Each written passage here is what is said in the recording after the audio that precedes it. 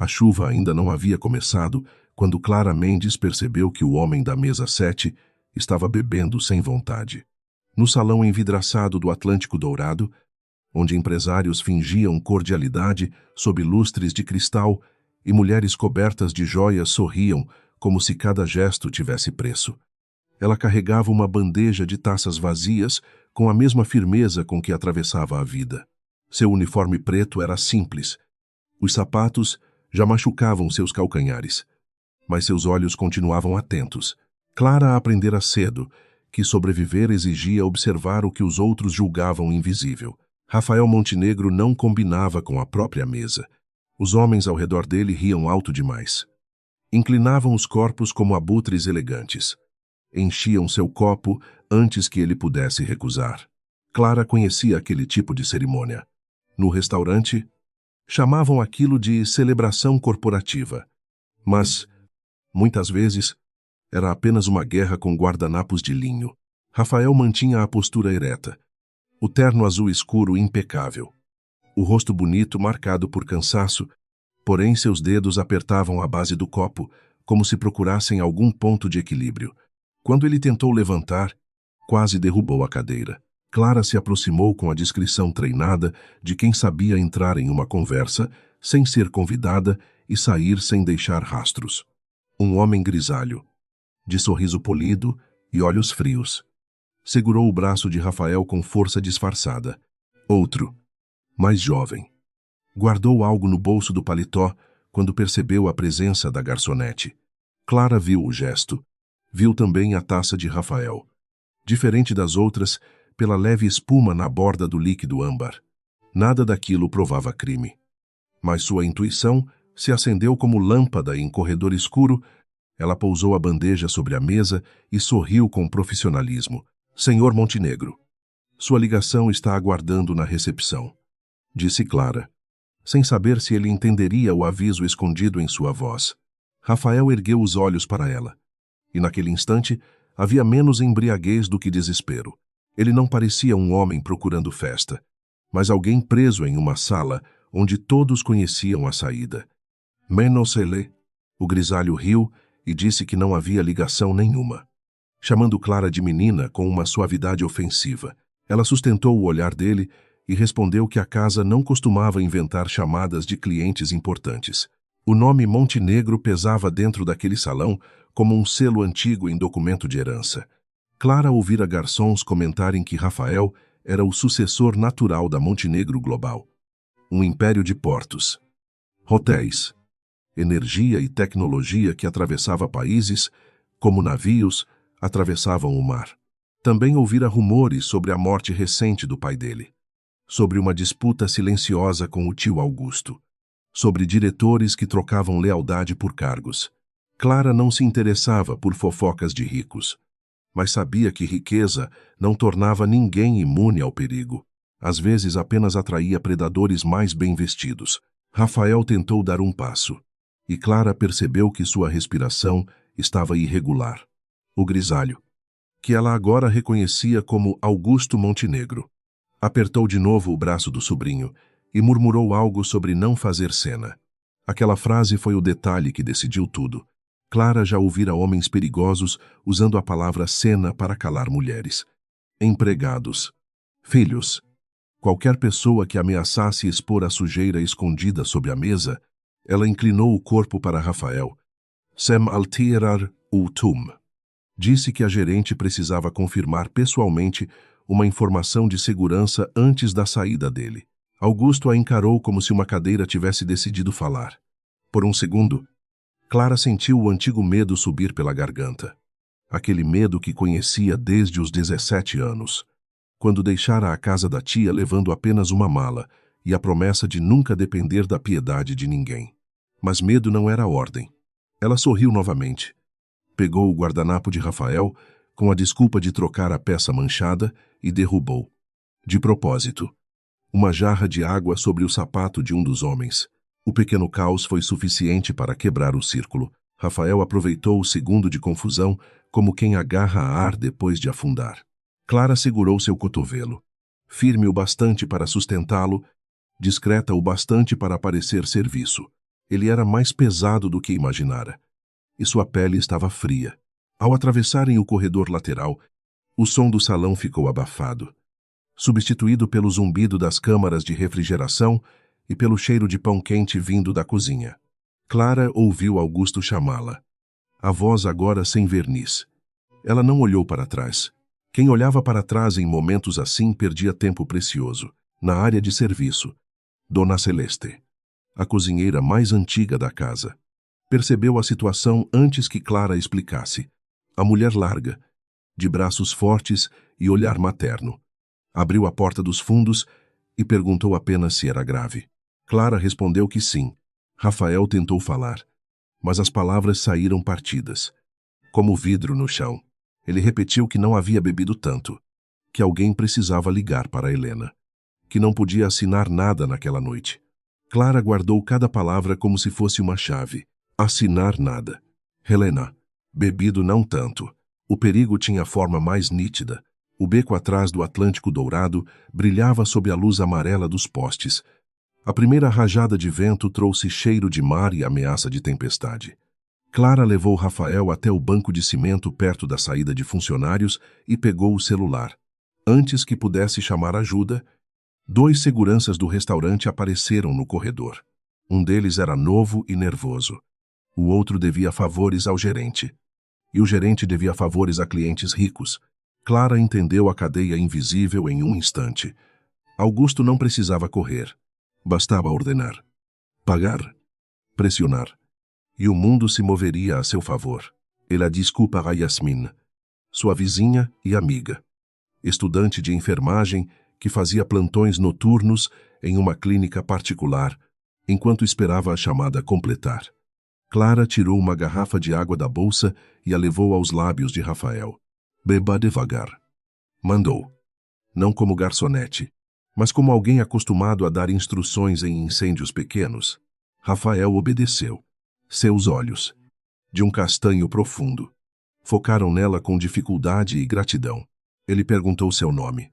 Clara respondeu sem floreio. Quando ele repetiu Clara, pareceu guardar a palavra como quem segura a beirada de um cais. Yasmin chegou 15 minutos depois em um carro antigo. O tipo de carro que gemia antes de obedecer. A chuva finalmente desabou sobre a rua com uma violência tropical, apagando contornos, lavando calçadas, escondendo rostos. Clara ajudou Rafael a entrar no banco traseiro, enquanto Dona Celeste bloqueava a porta do restaurante com o próprio corpo e fingia discutir sobre estoque de camarão. Antes de fechar a porta, Clara viu Augusto sob o toldo, imóvel, protegido por um guarda-chuva preto.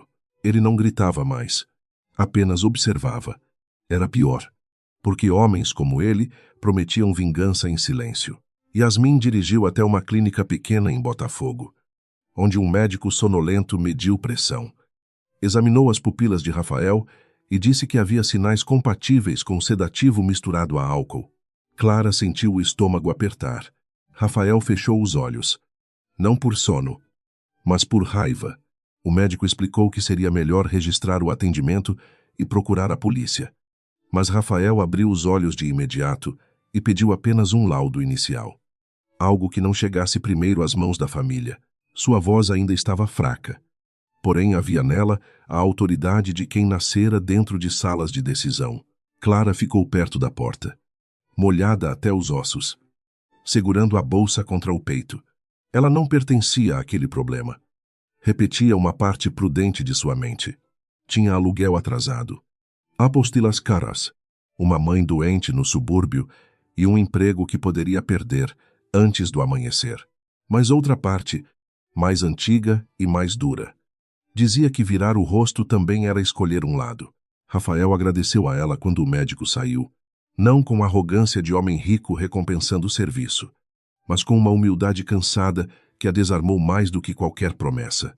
Você me tirou de lá, ele disse, ainda sentado na maca, com a camisa aberta no colarinho e o cabelo escuro grudado na testa. Clara cruzou os braços para esconder o tremor das mãos e respondeu que qualquer pessoa decente faria o mesmo. Rafael sorriu com amargura.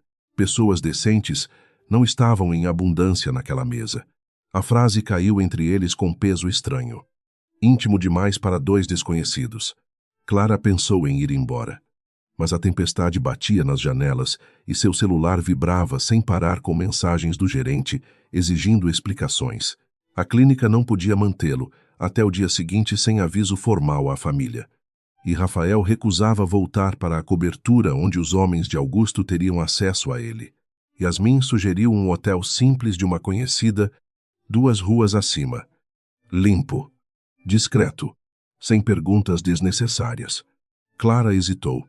Rafael percebeu e não tentou convencer, lá com dinheiro. Apenas pediu que ela ficasse mais um pouco, até que ele conseguisse ligar para a assessora de confiança. Havia vulnerabilidade naquele pedido. E Clara, contra todos os cálculos de autopreservação, aceitou acompanhá-lo. Talvez fosse compaixão, talvez fosse destino começando a cobrar presença. O hotel se chamava Aurora, com fachada azul descascada e vasos de samambaia na entrada. Nada ali lembrava os palácios de vidro da Montenegro Global. O recepcionista conhecia Yasmin, entregou 2 chaves, mas Clara aceitou apenas uma por impulso confuso, alegando que ficaria na poltrona até Rafael melhorar. No quarto estreito, havia uma cama de casal, uma cadeira de madeira, cortinas bege e o ruído constante da chuva nos aparelhos de ar-condicionado. Rafael sentou-se na beira do colchão, respirou fundo e pediu desculpas por envolver Clara em uma guerra que não era dela. Ela respondeu que guerras de gente poderosa costumavam cair na cabeça dos outros, mesmo quando os outros nunca tinham sido convidados. Rafael olhou para ela de um jeito novo, menos turvo, mais atento. A medicação e a água começavam a devolver clareza a seus olhos. Ele perguntou como ela havia percebido. Clara contou sobre a taça, os restos, o copo sempre cheio, a pressa dos homens em levá-lo embora. Não falou de sua infância, nem das noites em que aprendera a reconhecer perigo pelo modo como alguém sorria. Algumas histórias não se ofereciam a estranhos. Rafael, porém, não parecia apenas ouvir. Parecia compreender o que ficava fora das palavras. Ele contou que o pai morrera havia 4 meses e que Augusto insistia em uma transição temporária de poder. Naquela noite, haveria uma celebração informal antes de uma assinatura privada. Rafael desconfiava de cláusulas escondidas, mas não imaginara que chegariam tão baixo. Clara absorveu a informação em silêncio, montando uma sequência lógica com a precisão de quem organizava mesas. Contas, horários e humilhações diárias, sem deixar nada cair. Se havia assinatura, havia documento. Se havia documento, havia testemunha. Se havia sedativo, havia fornecedor. Você pensa como advogada. Rafael disse. Clara soltou uma risada curta. Sem alegria. Penso como quem não pode se dar ao luxo de errar. A resposta o atingiu. Ele viu nela algo que não encontrava nos salões onde crescera.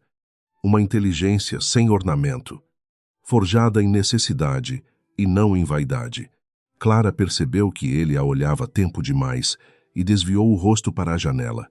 O quarto parecia menor, não por ameaça, mas por uma tensão silenciosa que a chuva alimentava. Do lado de fora, a cidade desaparecia, atrás de água e luzes borradas. Quando o celular de Rafael finalmente ligou, havia 30 chamadas perdidas. Ele escolheu um número identificado apenas como Helena e falou baixo, explicando pouco, ordenando que ela guardasse cópias de tudo que recebesse do conselho. Clara foi até o banheiro lavar o rosto, mas ouviu palavras soltas. Tio, documento, sedativo, segurança comprometida. Ao se olhar no espelho manchado, viu uma mulher exausta, com cabelo preso de qualquer jeito e sombra roxa sob os olhos. Não parecia heroína de ninguém. Parecia apenas Clara Mendes, 27 anos, tentando sobreviver a mais uma noite impossível. Ao voltar, encontrou Rafael de pé, instável, segurando a parede. Ela correu para ampará-lo e repreendeu sua teimosia. Ele pediu desculpas de novo, mas desta vez sua mão permaneceu sobre a dela por um segundo a mais. O toque foi simples, quase acidental. E ainda assim, Clara sentiu como se a tempestade tivesse atravessado a janela. Rafael também sentiu. Nenhum dos dois era ingênuo. Sabiam que gratidão, medo e solidão podiam confundir sentimentos. Por isso ficaram imóveis, respirando perto demais, tentando decidir se o silêncio protegia ou revelava. Não devo ficar, Clara murmurou. Rafael respondeu que sabia. Não disse fique. Não pediu nada. Essa ausência de pressão foi o que a fez permanecer. Sentaram-se no chão, encostados na cama, porque a cadeira era dura e o colchão parecia íntimo demais. Conversaram até a madrugada sobre coisas que não deveriam importar em uma noite de crise. Ele contou que detestava discursos públicos, embora fosse treinado para eles desde menino. Ela contou que estudava depois do trabalho, que queria dirigir um hotel onde os funcionários não fossem tratados como peças descartáveis. Rafael ouviu cada palavra com respeito raro. A distância entre eles diminuiu sem pressa, construída por frases honestas e pausas longas. Quando Rafael tocou o rosto de Clara, seu gesto foi cuidadoso. Quase uma pergunta. Ela poderia ter se afastado, e ele teria aceitado. Clara sabia disso. Talvez por isso não se afastou. O beijo que nasceu ali não teve a violência dos impulsos irresponsáveis, mas a delicadeza perigosa de duas pessoas que haviam passado a noite encarando abismos diferentes. Por um instante, reconheceram abrigo uma na outra. A chuva cobriu a cidade como um segredo enorme. A manhã chegou pálida, deixando o cheiro de asfalto molhado e café velho no corredor do hotel. Clara despertou antes de Rafael. Sentada na poltrona com o corpo dolorido e a alma em desordem. A noite anterior repousava atrás dela como uma porta fechada que não podia mais fingir inexistente. Não havia arrependimento simples, nem certeza confortável. Havia a memória de uma escolha compartilhada, terna e assustada, e o peso de saber que o mundo não trataria aquela escolha com gentileza. Ela se levantou devagar. Tomando cuidado para não acordá-lo, Rafael dormia com expressão menos tensa, como se por algumas horas tivesse deixado de ser herdeiro. Alvo, peça central de um império doente. Clara encontrou no bolso do uniforme o cartão que ele deixara sobre a mesa de cabeceira, com número pessoal escrito à mão. A caligrafia era firme. Ela segurou o cartão por tempo demais. Poderia ligar um dia. Poderia não ligar nunca. Poderia aceitar uma gratidão transformada em cheque e odiar a si mesma depois. Guardou o cartão na bolsa. Não por interesse, mas porque alguma parte dela sabia que a história ainda não terminara. Na recepção, o televisor exibia uma nota de coluna social. A imagem de Rafael entrando no Atlântico Dourado aparecia ao lado de uma manchete insinuando crise emocional do herdeiro Montenegro. Clara parou. O veneno já estava circulando. Não mencionavam a saída pelos fundos, nem a clínica, nem Augusto. Apenas sugeriam que Rafael perdera o controle em público durante um jantar empresarial. Clara sentiu raiva, mas não surpresa. Os ricos podiam comprar silêncio, e os covardes podiam vender versões. O que a assustou foi ver, refletido no vidro da porta, um carro preto estacionado do outro lado da rua. Ela saiu pela lateral, usando a rua estreita indicada por Yasmin na noite anterior. Enquanto caminhava sob a garoa fina, recebeu uma mensagem do gerente. Estava suspensa até nova avaliação. Outra mensagem veio de número desconhecido. Dizia que pessoas inteligentes não se metiam em assuntos de família. Clara apagou a tela, mas não apagou a ameaça de dentro do peito. Pela primeira vez em anos, sentiu vontade de chorar no meio da calçada. Não chorou. Ajustou a bolsa no ombro e seguiu até o ponto de ônibus. Porque a vida, cruelmente, continuava exigindo passagem. No apartamento pequeno em Madureira, sua mãe dormia no quarto, cercada pelo cheiro de remédios e sabonete barato. Clara tomou banho, lavou o uniforme manchado de chuva e ficou sentada à mesa da cozinha enquanto o dia clareava por completo. A cidade lá fora parecia indiferente. Ela tirou o cartão de Rafael da bolsa e o colocou ao lado do celular. Depois abriu o caderno de estudos. Mas as palavras sobre gestão de serviços se embaralhavam diante de seus olhos. Pensou no olhar de Augusto, pensou no laudo da clínica, pensou no beijo. Pensou no perigo. Do outro lado da cidade, Rafael acordou no Hotel Aurora com a memória fragmentada, mas não vazia. Lembrava da mão de Clara segurando seu braço, da voz dela ordenando que bebesse água, da forma como dissera que não podia se dar ao luxo de errar. Lembrava também da noite como quem recorda uma música ouvida durante uma tempestade, com notas claras entre trovões. Ao encontrar o quarto vazio, sentiu uma perda absurda para quem a conhecera. Havia poucas horas. Então viu no celular a mensagem de Helena. Augusto convocara uma reunião emergencial do conselho. Rafael vestiu a camisa ainda úmida e ligou para o motorista de confiança. Não contou onde estivera. Apenas exigiu discrição, enquanto esperava. Aproximou-se da janela e viu a cidade renascendo sobre poças brilhantes. Durante toda a vida, ensinaram-lhe que poder era antecipar movimentos, controlar danos, não demonstrar fraqueza. Clara, uma garçonete que a família dele provavelmente descartaria com uma palavra cruel, fizera mais por ele em uma noite do que muitos conselheiros em anos de fidelidade paga. Esse pensamento o envergonhou e o fortaleceu. Ele decidiu que Augusto não teria amanhã que planejava. Na sede da Montenegro Global, as portas de vidro se abriram para Rafael como se o prédio ainda lhe obedecesse. Executivos interromperam conversas. Secretárias desviaram olhares. Seguranças endireitaram os ombros. A notícia falsa já corria pelos andares. Augusto estava na sala principal, cercado por diretores, usando um terno cinza e a expressão serena de quem lamentava uma tragédia que ajudara a criar. Chamou Rafael de meu rapaz diante de todos. Um gesto de falsa ternura que fez o sangue do sobrinho ferver. Rafael não explodiu.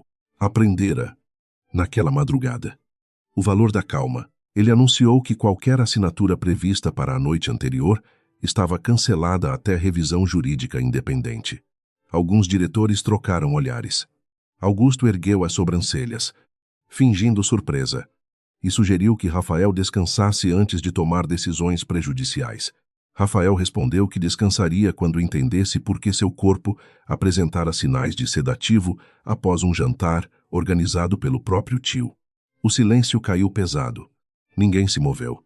Augusto sustentou o olhar, mas uma sombra minúscula atravessou sua face. Rafael viu. Pela primeira vez, percebeu que o homem podia ser perigoso, mas não era invencível.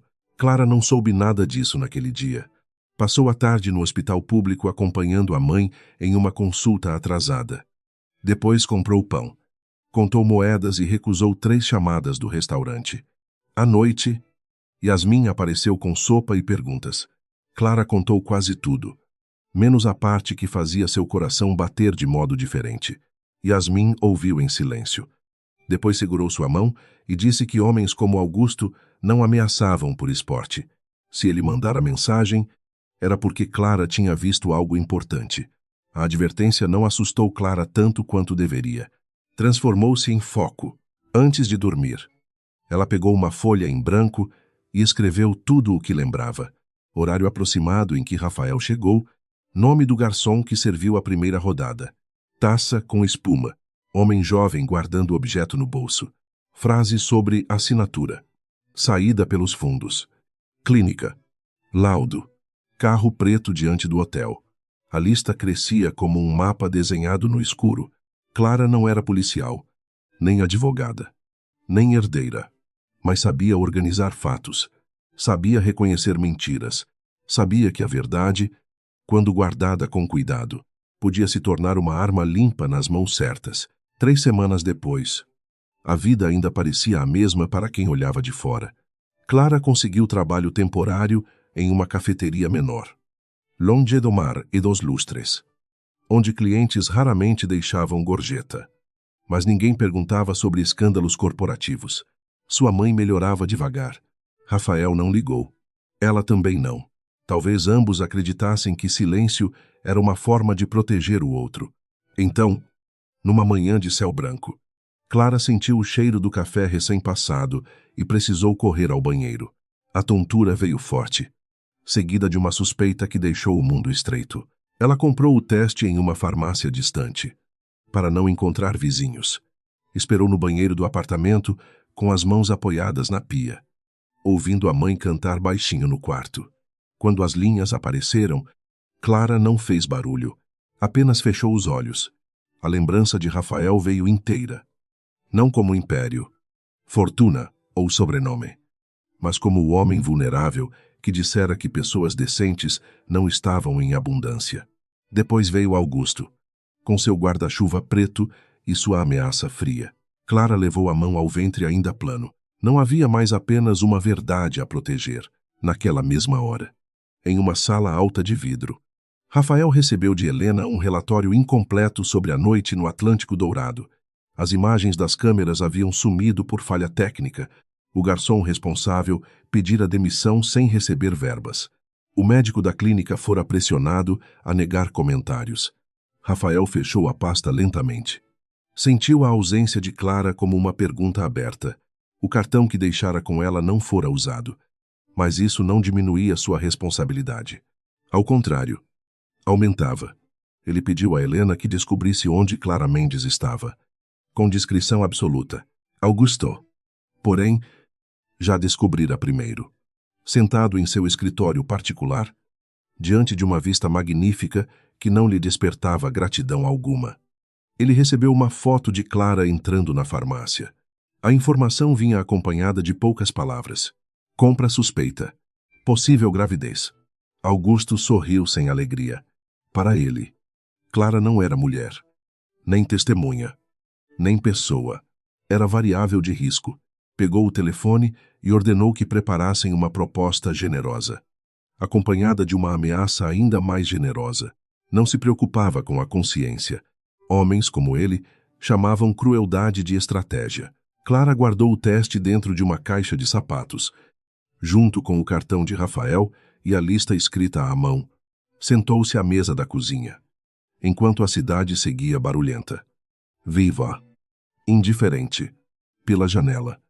Uma criança empinava pipa entre fios elétricos, insistindo contra o vento. Clara observou a pipa subir. Quer subir de novo. E sentiu algo parecido com coragem, se formando onde antes havia apenas medo. Não sabia se procuraria Rafael, não sabia como enfrentaria um império, mas sabia uma coisa com clareza absoluta.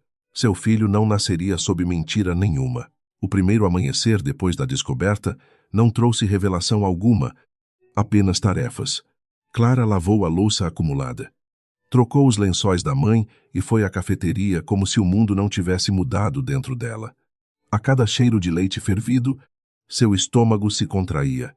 Mas ela sorria para clientes apressados e anotava pedidos com letra firme. Ninguém poderia imaginar que, sob o avental marrom, ela carregava uma notícia capaz de tocar um império. Clara preferia assim. Segredos, quando ainda frágeis, precisavam de silêncio para aprender a respirar. À noite, depois que Dona Lúcia adormeceu, Clara abriu a caixa de sapatos sobre a cama. O teste, o cartão de Rafael e a lista de lembranças pareciam objetos de 3 vidas diferentes. Ela tocou o cartão com a ponta dos dedos e imaginou a voz dele atendendo do outro lado. Talvez surpresa, talvez desconfiada, talvez cercada por advogados antes mesmo de ouvir seu nome. A vergonha a feriu antes que qualquer julgamento existisse. Não queria ser reduzida a uma mulher que buscava fortuna pela porta do escândalo. Seu filho merecia nascer antes de qualquer acusação. A imagem de Augusto no toldo do hotel voltou como uma lâmina escura. Clara sabia que, para homens daquele tipo, a verdade não era algo a ser respeitado, mas algo a ser domesticado. Se ligasse para Rafael sem provas, poderia ser esmagada entre versões oficiais, médicos pressionados e câmeras desaparecidas. Se permanecesse calada, permitiria que outros escrevessem a história de seu filho antes mesmo de ele ter nome. A decisão começou pequena, como brasa sob cinza.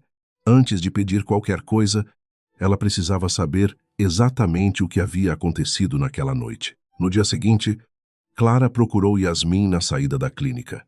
A amiga ouviu a notícia da gravidez com os olhos arregalados. Depois abraçou Clara no meio da calçada, sem discursos e sem perguntas inúteis. Quando se separaram, Yasmin já pensava como enfermeira e irmã ao mesmo tempo. Falou sobre consultas, vitaminas, exames iniciais, descanso impossível e alimentação barata que ainda pudesse ser digna. Clara assentiu, mas seu olhar estava longe. Yasmin percebeu e suspirou. Você não está pensando só no bebê, disse. Clara respondeu que estava pensando no mundo que tentaria engolir os dois. Elas voltaram juntas ao pequeno laboratório ligado à clínica da noite da tempestade. O médico que atendera Rafael não estava de plantão, e a recepcionista endureceu quando ouviu o nome Montenegro. Clara não insistiu de modo agressivo. Pediu apenas a segunda via do registro de entrada, mencionando que fora acompanhante durante um atendimento emergencial e precisava confirmar horário para seu próprio relatório trabalhista.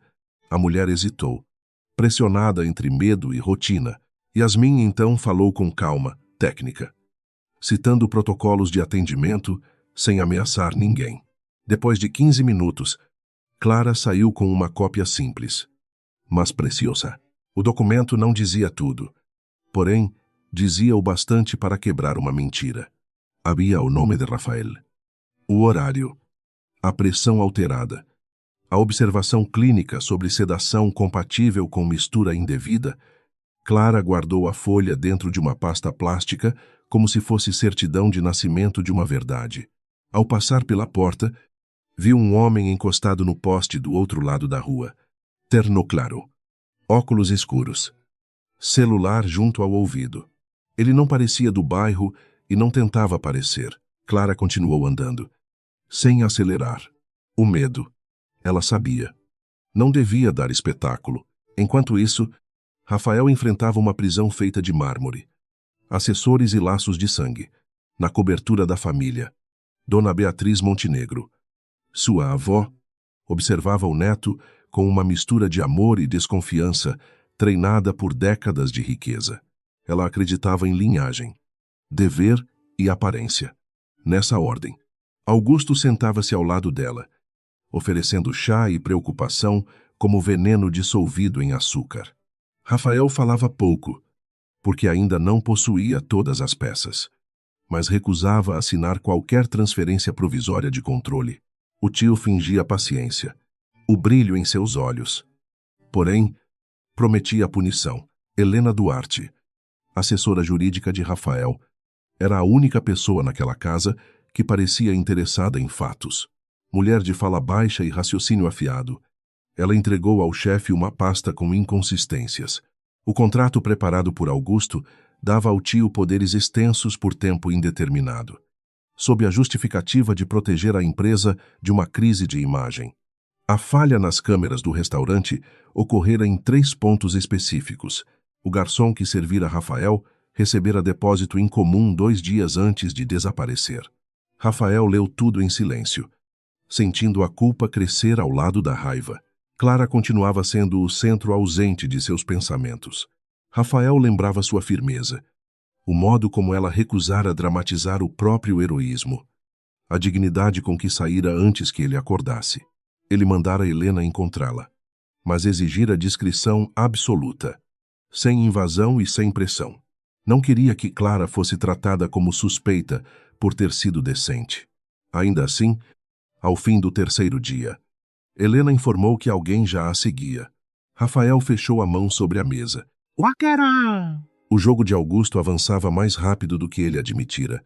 Clara estava em perigo por causa dele. A proposta chegou a Clara em uma manhã abafada, quando a cafeteria ainda estava vazia. Um homem chamado Maurício apresentou-se como representante jurídico da família Montenegro. Embora seu sorriso pertencesse mais a cobrador do que a advogado, pediu um café sem açúcar e deixou sobre o balcão um envelope grosso. Clara não tocou nele. Maurício explicou que a família desejava evitar mal-entendidos, proteger reputações e compensar transtornos. Usava palavras limpas para esconder lama. Quando Clara perguntou quais transtornos, ele baixou a voz e disse que mulheres inteligentes sabiam quando uma noite devia permanecer apenas uma noite. O insulto foi tão calculado que quase pareceu ensaiado. Clara sentiu o calor subir ao rosto, mas não deu ao homem o prazer de vê-la tremer. Empurrou o envelope de volta com 2 dedos e respondeu que não vendia lembranças. Laudos ou dignidade. Maurício perdeu a gentileza. Disse que ninguém acreditaria em uma garçonete suspensa, moradora de subúrbio, com uma mãe doente e contas atrasadas. Disse também que, se surgisse alguma gravidez conveniente, exames e manchetes poderiam destruir-la antes do primeiro ultrassom. Clara ouviu tudo. Depois pediu que ele saísse antes que ela chamasse a polícia. E ela riu. Porém, levantou. Na porta, deixou uma frase como faca esquecida sobre a mesa. O Sr. Augusto preferia resolver isso com elegância. Clara esperou que ele desaparecesse para respirar. Suas mãos estavam geladas. É o bebê, ainda minúsculo demais para qualquer movimento. Pareceu ocupar todo o seu corpo. A colega da cafeteria perguntou se estava tudo bem. Clara respondeu que sim, porque trabalhadores aprendiam a dizer sim, mesmo quando o teto começava a cair. No intervalo, ela escreveu cada palavra de Maurício no caderno, incluindo a ameaça sobre a gravidez. Principalmente essa. Naquela noite, Clara contou tudo a Yasmin e Dona Celeste, que havia aparecido com um saco de frutas e a culpa de quem não pudera protegê-la, mas as três mulheres sentaram-se em volta da mesa estreita da cozinha, formando um conselho sem títulos, mas cheio de coragem. Dona Celeste revelou que o gerente do Atlântico Dourado recebera ordem para apagar escalas e alterar registros de serviço. Também soubera que um dos ajudantes de bar, Pedro, estava escondido na casa de parentes, assustado demais para falar. Clara percebeu que a verdade ainda respirava em pequenas bocas amedrontadas. O problema era fazê-las falar sem destruí-las. Clara não queria usar ninguém como os Montenegro usavam. Pediu a Dona Celeste apenas um contato seguro e prometeu que não pressionaria Pedro. Se ele soubesse de algo, poderia enviar por mensagem anônima. Foto. Qualquer detalhe que não o colocasse diante de Augusto de imediato. Yasmin sugeriu criar uma conta nova em um celular antigo, sem nome, sem foto, sem ligação com Clara. A estratégia era simples, quase caseira, mas tinha lógica. Contra um império de advogados. Elas começavam com prudência, paciência e memória. Rafael, por sua vez, descobriu a visita de Maurício no fim da tarde. Helena colocou diante dele uma foto capturada por uma câmera de rua, mostrando o homem saindo da cafeteria.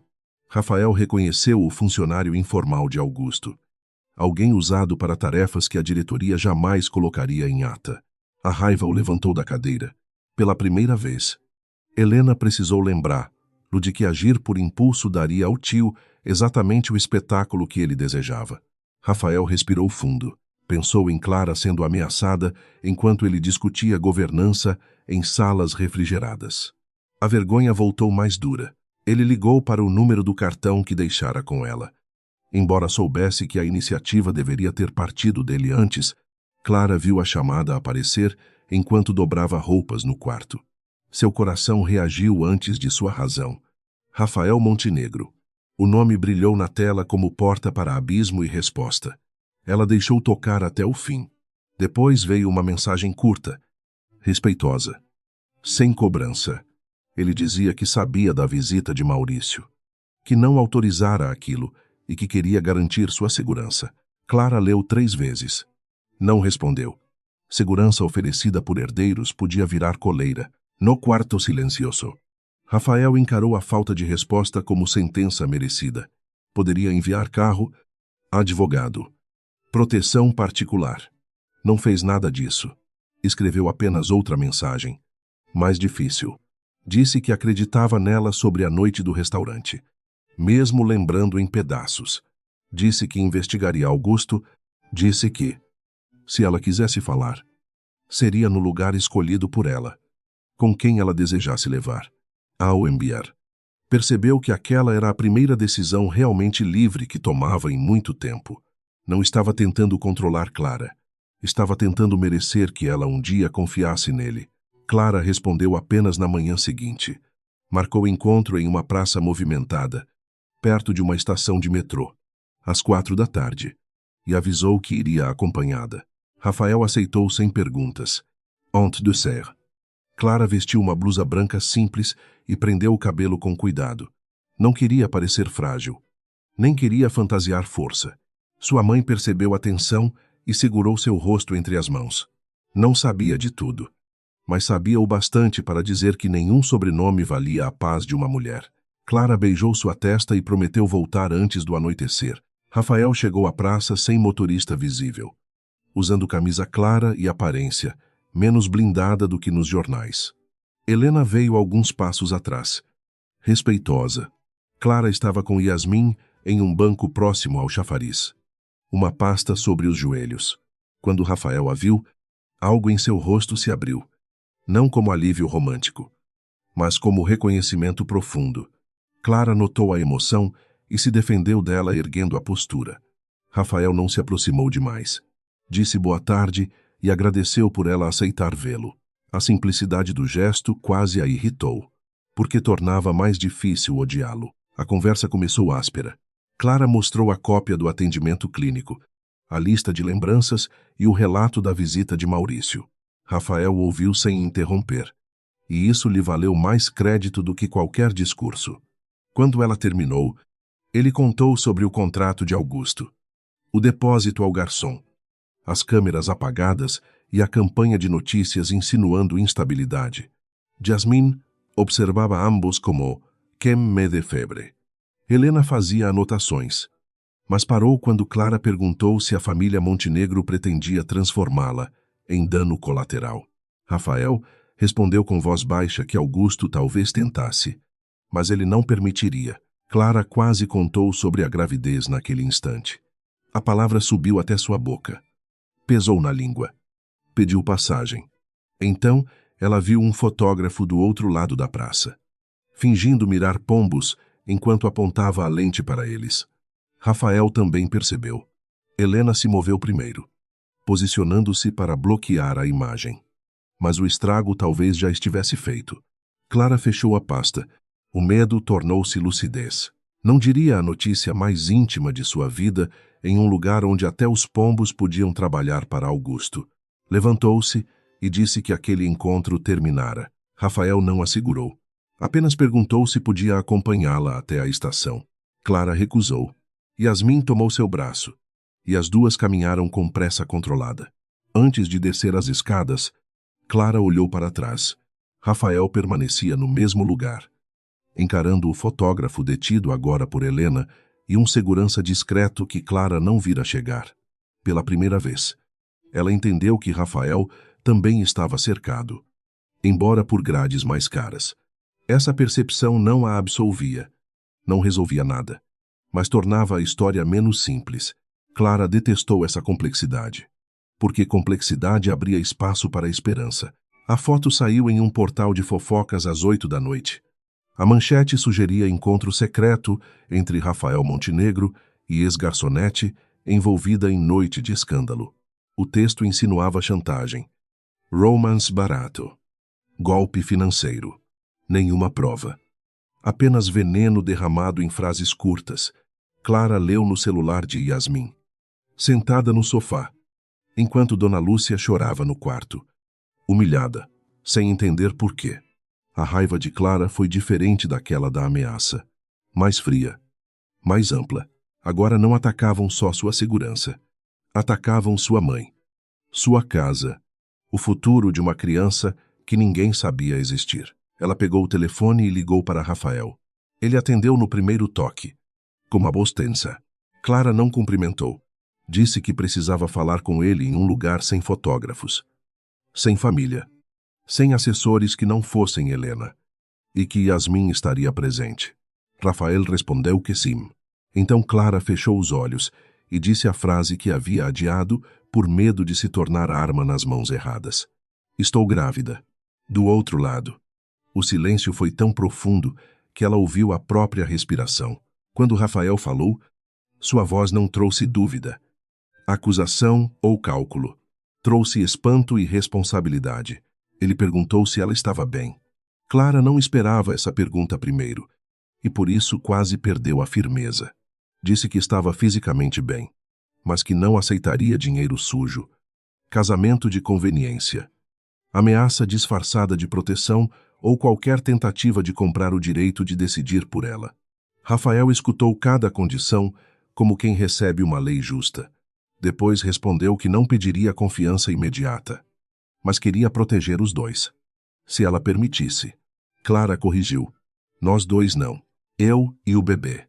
Rafael aceitou a correção sem reclamar. Aquilo importou mais do que ela admitiria. Augusto recebeu a confirmação antes da meia-noite. Um informante ouvira parte da ligação por meio de um aparelho instalado no carro, usado por Helena dias antes. A notícia não o assustou como deveria. Ao contrário, alimentou sua vaidade. Um bebê podia ser problema, mas também podia ser instrumento. Se fosse desacreditado, destruiria Clara. Se fosse aceito, prenderia Rafael em um escândalo familiar no momento exato da votação do conselho. Augusto serviu-se de uísque e brindou sozinho à estupidez dos jovens. Sua arrogância não lhe permitia perceber que cada passo brutal deixava marcas. Clara não dormiu, sentada ao lado da cama da mãe. Ela observou a respiração frágil de Dona Lúcia e pensou em todos os nomes que já haviam tentado diminuí-la. Garçonete, oportunista, menina, problema. Nenhum deles cabia no que ela sentia agora. Havia medo. Sim, mas também uma espécie de soberania silenciosa. Ela não comandava empresas, não possuía carros blindados, não tinha advogados esperando ordens. Ainda assim, carregava dentro de si algo que nenhum Montenegro poderia comprar sem destruir a si mesmo. Uma vida, uma verdade, um motivo para nunca mais abaixar a cabeça. Na manhã seguinte, Clara recebeu uma mensagem anônima. Era uma foto tremida, tirada dentro do bar do Atlântico Dourado. A imagem mostrava uma mão colocando algo pequeno ao lado da taça de Rafael, enquanto Augusto aparecia desfocado ao fundo, olhando na direção oposta de propósito. Logo depois veio uma frase. Eu sinto muito. Não posso aparecer ainda. Clara entendeu que Pedro começara a falar. A prova não bastava para derrubar ninguém, mas bastava para confirmar que ela não enlouquecera, não inventara, não exagerara. A verdade, enfim, enviara seu primeiro sinal. Ela encaminhou a foto para Rafael e Helena. Depois guardou o celular dentro da gaveta, como se estivesse quente. Minutos depois, ouviu batidas na porta. Yasmin, que chegara cedo, segurou seu braço antes que ela abrisse. Pelo olho mágico, Clara viu Maurício no corredor, acompanhado por outro homem. Entre os dedos, ele trazia um envelope novo. Sua voz atravessou a madeira, educada e cruel, dizendo que a família tinha uma última oferta antes que tudo se tornasse irreversível. Clara pousou a mão sobre o ventre, respirou fundo e respondeu sem abrir. Irreversível já era. Clara manteve a mão sobre o ventre e a outra fechada em torno do celular, enquanto Maurício repetia, do lado de fora, que aquela seria a última chance de resolver tudo com discrição. Yasmin aproximou-se da porta sem fazer ruído, segurando uma panela de ferro como se fosse arma doméstica e juramento de amizade. Dona Lúcia apareceu no corredor, pálida, o chale caindo dos ombros, e Clara sentiu a vergonha virar fúria. Eles haviam entrado no prédio de sua mãe. Não bastava ameaçá-la no trabalho. Queriam que o medo tivesse endereço. Ela não abriu. Falou através da madeira, com uma calma que surpreendeu até a si mesma, dizendo que a conversa estava sendo gravada e que qualquer insistência seria denunciada como invasão e intimidação de testemunha. Não era inteiramente verdade, mas soou suficientemente firme. Maurício riu baixo. Porém, o outro homem cochichou algo que Clara não entendeu. Por alguns segundos, o corredor ficou suspenso em silêncio. Depois o envelope escorregou por baixo da porta. Branco, grosso, indecente. Os passos se afastaram. Só então Dona Lúcia perguntou, com voz partida. Que gente era aquela?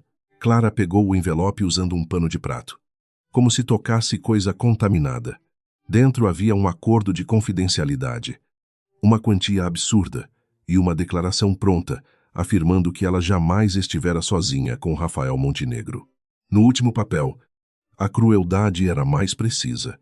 Citavam o tratamento médico de Dona Lúcia, o emprego de Yasmin, o aluguel atrasado, como se a vida inteira de Clara tivesse sido desmontada sobre uma mesa por mãos estranhas. Rafael ligou antes que ela terminasse de ler. Dessa vez, Clara atendeu, porque a guerra já havia entrado em casa. Ele ouviu tudo sem interromper, mas sua respiração mudou quando Clara leu a cláusula que a obrigava a negar qualquer gravidez ligada a ele. Rafael pediu que ela deixasse o envelope intacto e que não ficasse sozinha. Clara respondeu que ele não mandava nela. A frase saiu afiada demais. Porém, ele não a devolveu com orgulho. Disse que sabia. Mas Augusto cruzara uma linha perigosa. Clara fechou os olhos. O problema era que todas as linhas pareciam perigosas quando se estava do lado sem dinheiro. Rafael, do outro lado, pareceu entender esse silêncio. Helena chegou ao prédio 2 horas depois, sem carro de luxo, sem escolta visível, carregando uma pasta e uma expressão de quem aprendera a atravessar salas hostis sem pedir licença. Ela subiu acompanhada por Rafael, que vestia roupa simples e trazia no rosto uma tensão contida. No apartamento pequeno, a presença dele parecia deslocada, não por superioridade, mas porque o mundo de onde vinha era grande demais para aquela cozinha estreita. Dona Lúcia o observou com desconfiança maternal. Rafael não tentou encantá-la. Pediu desculpas por todo o sofrimento causado à família e esperou ser julgado. Clara reparou nisso contra a própria vontade. Muitos homens ricos teriam oferecido dinheiro antes de oferecer vergonha. Rafael oferecia a vergonha primeiro, como quem sabia que devia alguma coisa que fortuna nenhuma comprava. Ainda assim, ela não permitiu que o gesto a confundisse. Colocou o envelope sobre a mesa e mostrou a foto enviada por Pedro. Helena examinou cada detalhe, ampliando a imagem no celular. Disse que a foto precisava ser preservada com origem, horário e metadados. Mas era indício relevante. Rafael olhou para Clara e perguntou se Pedro corria risco. Clara respondeu que todos corriam.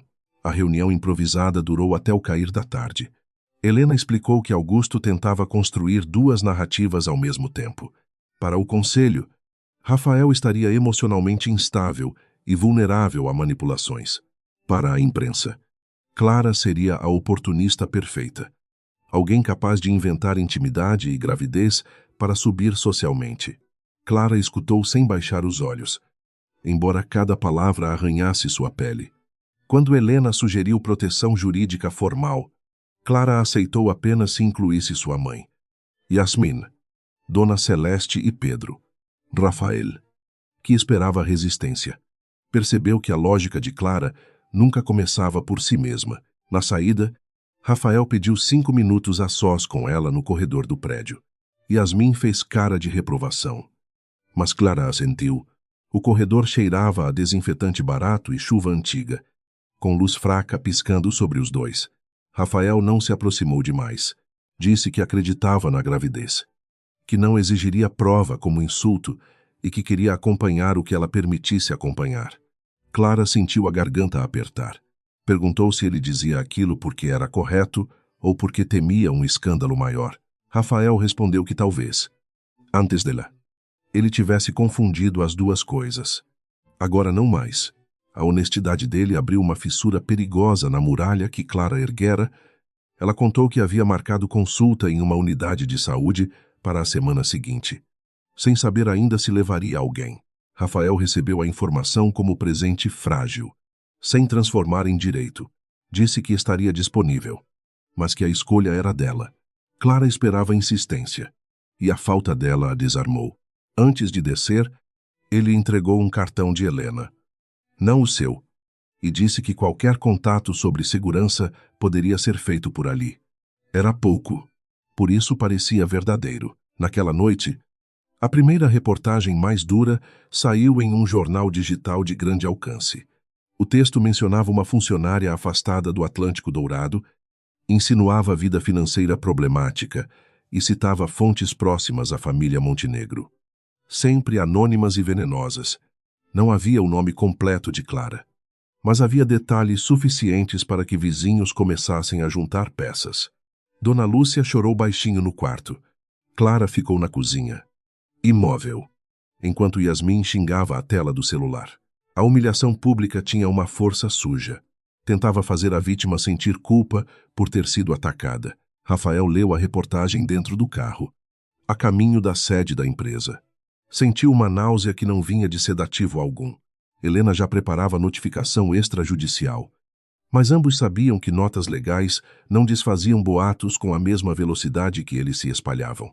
Na sala do conselho, Augusto fingiu pesar ao comentar o texto. Disse que Rafael precisava pensar no legado do pai, na estabilidade dos acionistas, na confiança do mercado. Cada palavra usava a empresa como escudo e Clara como alvo. Rafael ouviu em silêncio, como Clara teria feito. Depois pediu a palavra. Ele declarou que qualquer ataque a testemunhas ligadas à noite do restaurante seria tratado como obstrução interna e levado às autoridades competentes. Não mencionou a gravidez. Não expôs Clara. Apenas fez circular pela mesa uma cópia do registro clínico, com dados sensíveis protegidos por Helena, mas contendo o suficiente para mostrar que a versão da bebedeira voluntária era falsa. Augusto não perdeu o sorriso, mas seus dedos apertaram a caneta até deixarem a junta branca. Rafael percebeu e entendeu uma coisa importante. O tio não temia escândalos. Temia documentos que não pudesse comprar. Pedro apareceu 2 dias depois em uma igreja pequena na Zona Norte, onde Dona Celeste o levara para falar com Clara longe de câmeras. Era um rapaz de 20 anos, magro, olhos fundos, uniforme antigo dobrado dentro de uma sacola. Tremia como se ainda escutasse ordens do gerente. Clara não o pressionou. Ofereceu água e disse que ele poderia ir embora quando quisesse. Pedro chorou antes de falar. Contou que recebera dinheiro para deixar uma cápsula perto da bandeja de bebidas, mas jurou não saber que colocariam na taça de Rafael. Depois viu Maurício conversando com Augusto. Clara sentiu repulsa, mas não desprezou o rapaz. Culpa e medo podem transformar gente pobre em ferramenta de gente poderosa. Ela perguntou quem lhe entregara o dinheiro. Pedro mostrou uma transferência feita por uma empresa de eventos. Segundo ele, nunca prestara serviço real ao restaurante. Helena, avisada por mensagem, pediu que ele não apagasse nada. Pedro revelou ainda que as imagens das câmeras não foram perdidas naquela noite. O gerente mandara copiar tudo para um dispositivo antes de anunciar a falha técnica. Não sabia onde estava a cópia, mas ouvira o nome de um supervisor, Nilson. A partir dali, a investigação deixou de depender apenas de memória. Helena rastreou a empresa de eventos e encontrou vínculos indiretos com um escritório usado por Augusto em negociações paralelas. Rafael acionou um auditor de confiança, homem discreto que devia lealdade ao falecido pai dele, não ao conselho atual. Clara, por sua vez, reuniu relatos de funcionários afastados, sempre com cuidado para não expor ninguém, sem consentimento. Ela fazia tudo depois do trabalho. Entre en jeu, cansaço e consultas, anotando nomes em cadernos escolares. Sua estratégia não era grandiosa, era persistente. E persistência assusta predadores acostumados a presas rápidas. A primeira consulta aconteceu em uma manhã de sol forte. Clara permitiu que Rafael esperasse do lado de fora da unidade, junto de Yasmin. Sem entrar na sala. Queria preservar aquele momento antes que o sobrenome Montenegro o transformasse em notícia. Quando saiu, segurava um papel simples com a confirmação da gestação e a indicação de novos exames. Rafael levantou-se imediatamente, mas parou a 2 passos, como quem respeita uma fronteira invisível. Clara entregou a ele uma cópia apenas porque decidiu, não porque foi pressionada. Rafael olhou o documento e seus olhos se encheram de silêncio. Yasmin fingiu não ver quando ele precisou respirar fundo. Clara viu. A emoção de Rafael era contida, quase dolorosa, sem teatralidade. Ele perguntou se podia guardar a cópia com Helena, em arquivo protegido, para impedir falsificações futuras. Clara concordou. Depois ele disse que, qualquer que fosse a relação entre os dois, a criança teria nome, proteção e respeito. Clara respondeu que respeito começava por não tratar, lá como extensão do bebê. Rafael abaixou a cabeça. Disse que ela tinha razão. Era uma frase simples, mas vinda de um Montenegro. Soava quase como ruptura de tradição. Augusto reagiu à perda de controle com a elegância venenosa dos desesperados. Ordenou que uma nova matéria fosse plantada. Desta vez, insinuando que Clara já tinha outro relacionamento e que a gravidez, caso existisse, seria uma farsa calculada. O texto usava fotos antigas dela com um colega de curso, cortadas para parecer intimidade. Clara reconheceu o rapaz. Tiago, casado, pai de 2 crianças, amigo de biblioteca. A maldade atingiu mais gente do que o alvo pretendido. A esposa de Tiago recebeu mensagens. A cafeteria começou a perder clientes. Dona Lúcia foi insultada na feira. Foi então que Clara decidiu parar de apenas se defender. Ela gravou um vídeo curto. Sentada à mesa de sua cozinha, sem maquiagem, sem choro, sem exposição do bebê.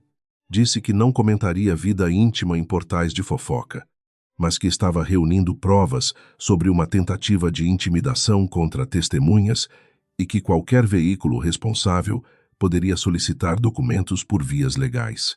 Não acusou Augusto nominalmente. Não mencionou Rafael além do necessário. A força do vídeo estava exatamente na recusa de se apresentar como vítima desesperada. Clara parecia cansada.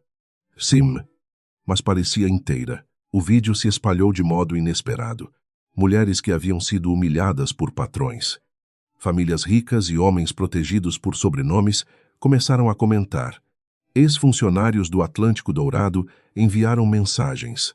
Um deles contou que Nilson, o supervisor das câmeras, guardava cópias de segurança em um armário particular. Outro afirmou que o gerente havia recebido relógio caro depois da noite do jantar. Clara não celebrou. Sabia que visibilidade também atraía ataque.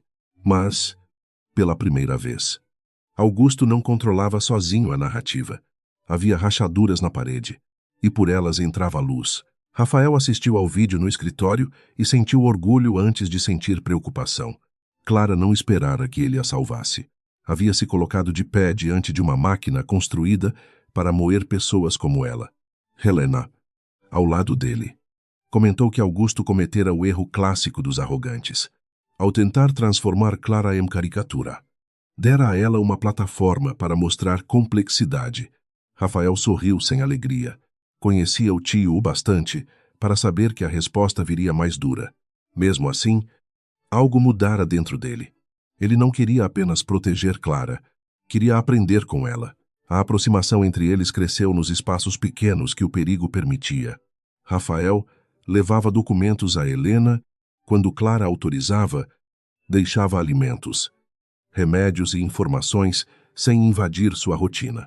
Às vezes conversavam por chamada de vídeo, com Yasmin no sofá e Dona Lúcia fingindo não escutar do quarto. Ele contava sobre a empresa, sobre a solidão de herdar um império doente. Clara falava do curso, da cafeteria, do medo de criar um filho sob manchetes. Não havia romance fácil. Havia respeito construído em terreno minado, e isso era mais íntimo do que flores. Em uma dessas noites, Rafael perguntou o que Clara queria para si. Não para o bebê. Não para o processo. Não para a reputação. A pergunta a pegou desprevenida. Fazia tempo que ninguém separava seus desejos das necessidades dos outros. Ela respondeu que queria terminar os estudos, dirigir uma operação hoteleira ética e pagar um tratamento melhor para a mãe, sem dever gratidão a predadores. Rafael ficou calado, não por falta de interesse, mas porque a resposta revelava uma mulher maior que qualquer papel que tentavam impor a ela. Ele disse apenas que ela conseguiria. Clara acreditou um pouco. A trégua emocional acabou quando Pedro desapareceu. Dona Celeste avisou primeiro. Desesperada. O rapaz não estava na casa dos parentes. Não atendia o telefone e havia deixado a sacola de roupas para trás. Clara sentiu o estômago afundar. Rafael acionou Helena, que ligou para contatos legais. Enquanto Yasmin tentava acalmar Dona Lúcia, horas depois, uma mensagem chegou ao celular anônimo. Era de Pedro. Dizia que estava bem. mas que não podia mais ajudar. Logo depois veio uma foto da mãe dele saindo do trabalho, tirada de longe. Augusto não estava apenas atacando provas, atacava famílias. Clara quis correr, gritar, ir pessoalmente ao escritório de Augusto. Mas o bebê, em seu ventre, e a lembrança de todas as mulheres à sua volta a obrigaram a respirar. A raiva precisava virar método. Ela reuniu Rafael, Helena, Yasmin e Dona Celeste no apartamento, agora transformado em sala de crise. Sobre a mesa, espalharam mensagens, fotos, horários, nomes e versões. Rafael observava Clara conduzir a conversa com firmeza natural, distribuindo tarefas, pedindo confirmação, recusando suposições sem base. Ali, entre xícaras lascadas e papéis amassados, ele viu a líder que os salões ricos jamais enxergariam. A decisão foi procurar Nilson antes que Augusto o alcançasse de vez. Dona Celeste sabia que o supervisor frequentava uma oficina do irmão em São Cristóvão. Rafael queria enviar investigador particular, mas Clara discordou. Se chegassem homens de terno, Nilson fugiria ou venderia a informação ao maior lance. Ela iria com Dona Celeste e Yasmin, enquanto Helena ficaria pronta para receber qualquer prova de forma segura. Rafael protestou, preocupado, e Clara o encarou até ele entender. Proteger não era trancar. Amar. Se um dia chegassem a essa palavra, também não seria. No dia seguinte, elas encontraram Nilson atrás da oficina, limpando graxa das mãos em um pano escuro. Ele tentou negar tudo, mas empalideceu ao ouvir o nome de Pedro. Clara não ameaçou.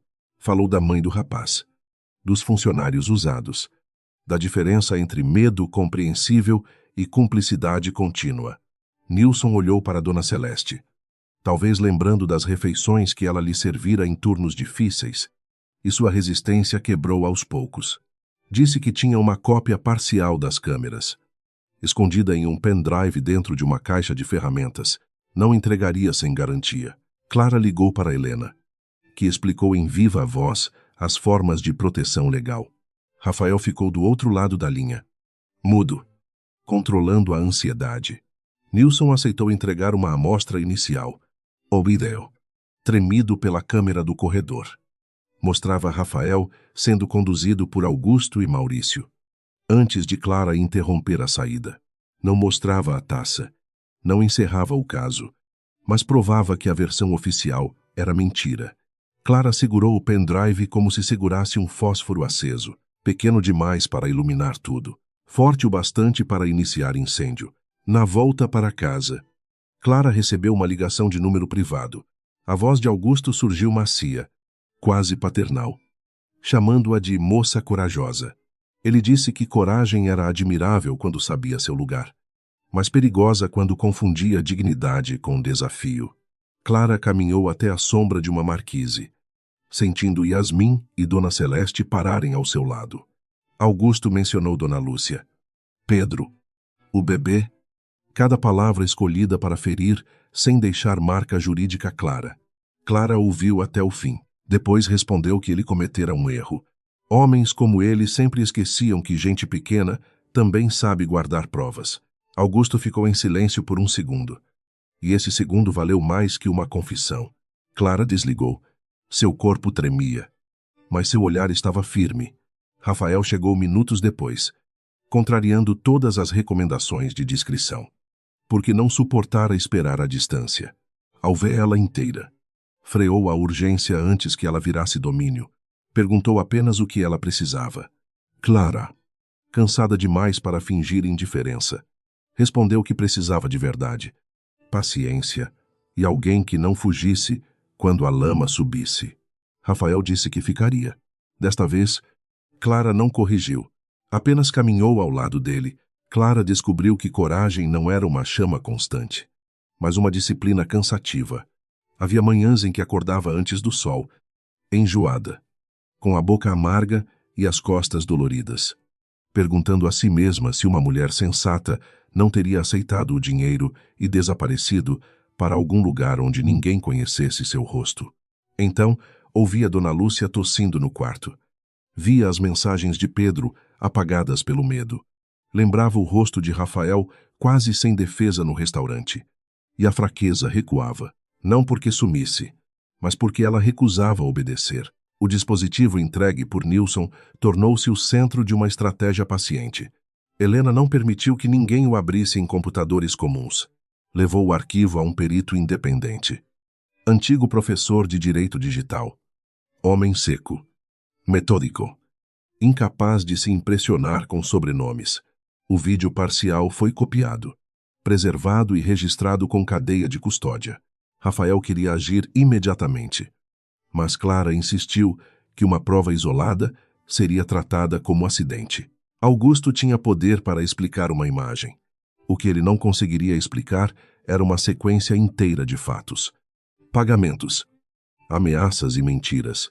Nas semanas seguintes, a mesa da cozinha de Clara virou mapa de guerra. Yasmin organizava datas em folhas coloridas. Dona Celeste listava funcionários do Atlântico Dourado que haviam sido demitidos ou pressionados. Helena cruzava empresas de fachada com notas fiscais suspeitas, e Rafael trazia documentos internos que seu pai deixara protegidos em arquivos antigos. Clara conduzia tudo com uma calma que não vinha de frieza, mas de necessidade. Cada nome era checado 2 vezes. Cada relato precisava de confirmação. Ela aprendera que gente poderosa adorava chamar dor de exagero quando a dor vinha sem prova. Rafael passava a olhar para a própria empresa como quem atravessava a casa da infância e encontrava rachaduras nas paredes. O pai, Henrique Montenegro, sempre falara de legado como responsabilidade. Mas a morte dele revelara corredores ocupados por homens leais apenas ao lucro e ao medo. Augusto havia distribuído favores durante anos, colocando aliados em departamentos jurídicos, segurança patrimonial, comunicação e compras. Nada era improvisado. A tentativa contra Rafael fora apenas o movimento mais ousado de uma tomada silenciosa. O tio não queria administrar a Montenegro Global por um período.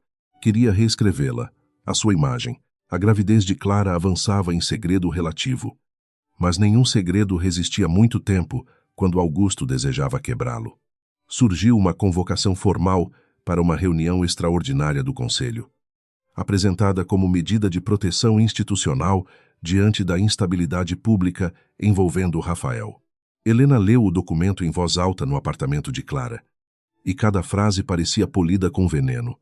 O texto mencionava risco reputacional, decisões emocionais, influência externa e necessidade de governança temporária. Não citava Clara, mas a desenhava como sombra. Rafael entendeu o recado antes do fim. Augusto queria usar o bebê como algema. Clara ficou em silêncio longo, com a mão pousada sobre uma xícara de chá que esfriava. Rafael esperava raiva, talvez recusa, talvez medo. Em vez disso, ela perguntou quem teria direito de falar naquela reunião. Helena respondeu que apenas conselheiros, diretores autorizados e representantes legais, salvo convite especial da presidência interina. Augusto controlava a pauta, mas não todos os assentos. Clara então perguntou se uma testemunha direta de fatos relacionados ao risco reputacional poderia ser ouvida por requerimento jurídico. Helena olhou para ela com surpresa lenta. Sim, disse. Seria difícil, mas possível. Rafael recusou de imediato que Clara entrasse naquela sala. A palavra saiu antes da reflexão, carregada de pânico e proteção antiga. Clara ergueu os olhos, e o apartamento inteiro pareceu prender o fôlego. Ela não gritou. Disse apenas que não havia sobrevivido a ameaças, fofocas e humilhações para ser escondida no momento em que sua voz importava. Rafael passou a mão pelo rosto, percebendo tarde demais que tentara fazer, por amor ou medo, a mesma coisa que o mundo fazia com ela: decidir seu lugar.